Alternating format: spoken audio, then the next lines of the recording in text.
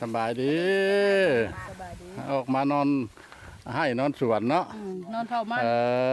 นอนเข้าเพิ่นควัดมันเพิ่นเด้อท่านผู้ชมปีแล้วนี่ก็ได้มาแวะลิ้นแวะหัวนะเพิ่นกำลังปลูกเนาะปีที่แล้วปี2025ตอนนี้เพิ่นก็ได้ควั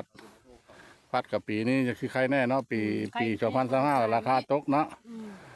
2,000ป่าย2,200 2,300นะบ่จะได้บ่คือค่อยในคาดขึ้น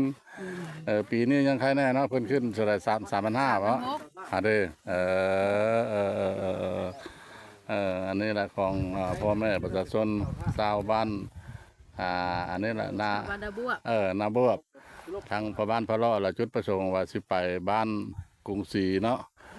บ้านกรุงศรีนี่ล่ะน้อยคนที่สุดหุ่นจักความจริงกับบ่ได้ไก่เด้อบ่ได้ไก่โตเมืองตะแคแข่งขมวนแต่ว่ามันอยู่ทรงบ่มีผู้คนจะฮู้จักบ้านเนี่ยเอาตามพ่อบ้านพาเลาะไปเบิ่งว่ามันสิเพิ่นสิเฮ็ดหาอยู่หากินแนวใดเนาะเพิ่นเฮ็ดจักสานแนวใด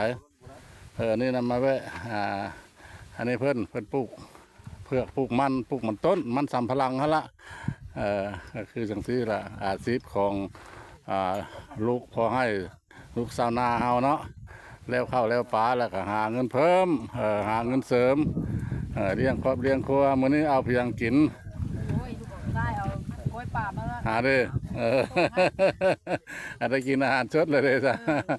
มันบ่ได้ไกลบ่ได้กันนะบวบนี่เนาะ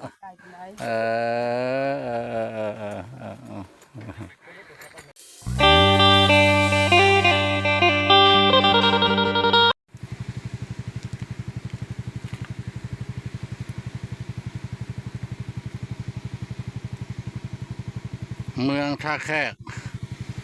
นี่เนาะปลาวเมืองท่าแขกแขวงคำม่วนบ้านกรุงศรีนี่ก็แปลว่าบ้านเชียงลงหั่นล่ะเนาะสิเข้าไปถ่ายทำบ้านเพิ่นหรือสิมีแนวใดเนาะบ่ได้เคยเข้ามาใกล้ๆนี่ก็บ่ได้เคยไปจักเทื่อเนาะตามพ่อบ้านพาเลาะไปเบิ่งด้วยกันเลยเนาะได้มาพบมาเจอเนาะทางก็หอ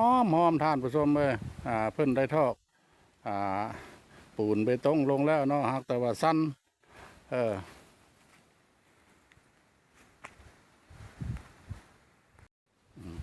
นี่ละทางสูงสั้นประมาณพะเลาะสิย่างบางเด้อรถนี่คันว่ารถระดับโควินเนาะมันขึ้นได้คันรถธรรมดาเนี่ยแหละคันที่ขึ้นได้ก็ขึ้นตะเกียร์หนึ่ง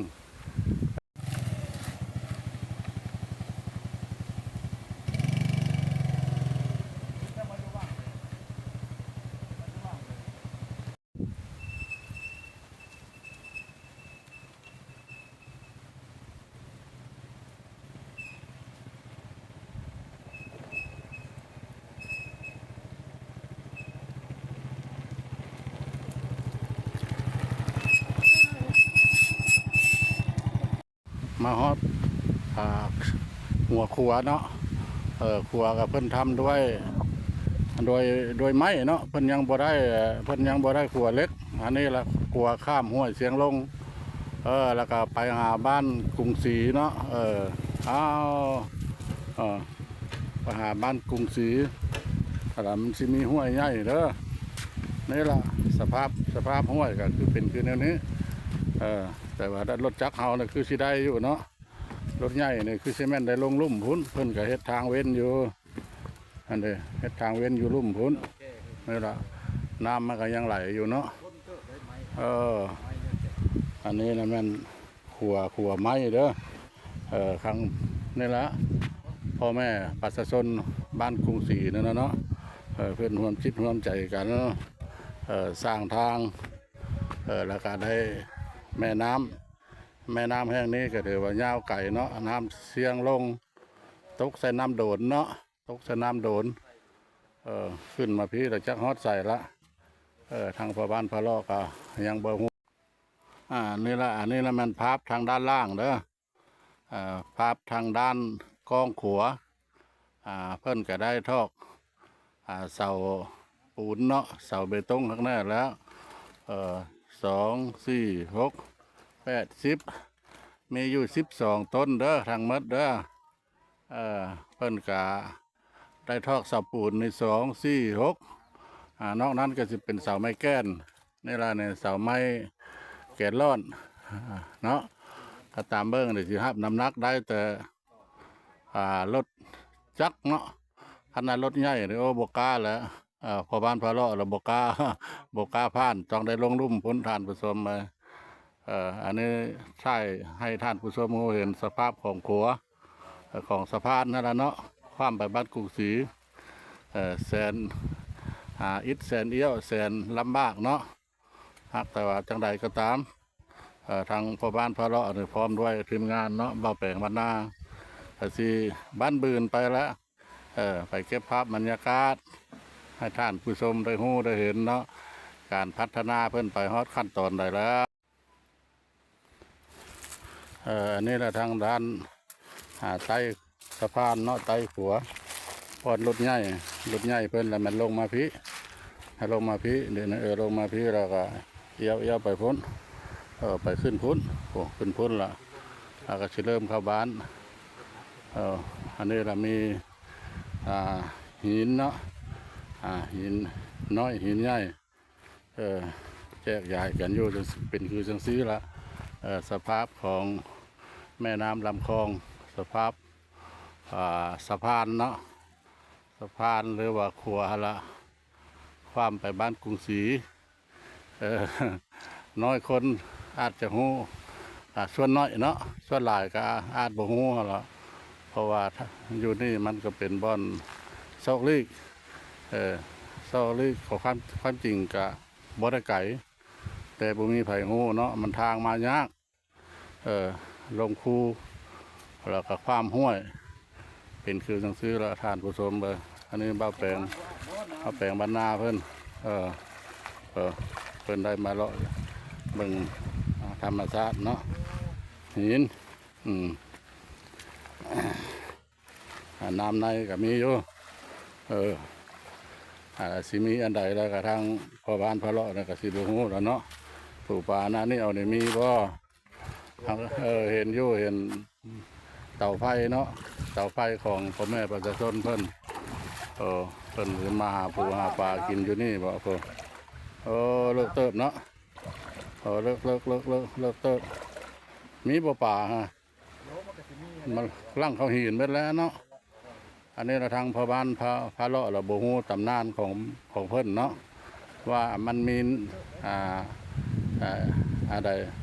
ลิบลับศักดิ์สิทธิ์ในใดเนาะเกี่ยวแก้กันมักหินอันนี้แต่ละบ่อนแต่ละที่มันก็สิมีชื่อมีเสียงเนาะมีตำนานอันนี้เราทางพ่อบ้านพระเลาะเราบ่ได้ฮู้เพราะว่ายังบ่ได้ถามพ่อแม่ประชาชนเพิ่นอันนี้เราได้แต่เก็บภาพบรรยากาศให้ท่านผู้ชมฮู้เห็นในครัวสูงท่านผู้ชมเลยคันว่าขออนุญาตนำเด้อขออนุญาตนำมาดาท่านลูกหลานหรือว่าไผก็ญาติเนาะคันละเมาแล้วแล้วขับรถจักรใต้นี่แหละพาดหนาเนาะเมาเหล้าละขออนุญาตนำพาดแล้วถือว่าเรียบร้อยมันสูงอยู่ราวประมาณมองแต่ขัวลงมานี่สิอยู่ราวเกือบจะเข้า10 เมตรแล้วก็เดี๋ยวก็ซ้ำเดี๋ยวก็สะพานลอยแล้วตกลงมานี่ก็มันมีแต่มักหินแต่ถือว่าเรียบร้อยเนาะอันนี้ก็ระมัดระวังแล้วการถ่ายทำเนาะตั้งแต่ตรงสุดปลายนี่ก็ตั้งแต่ทางเข้าบ่ล่ะตั้งแต่ศาลาตั้งแต่ป้ายทางเข้า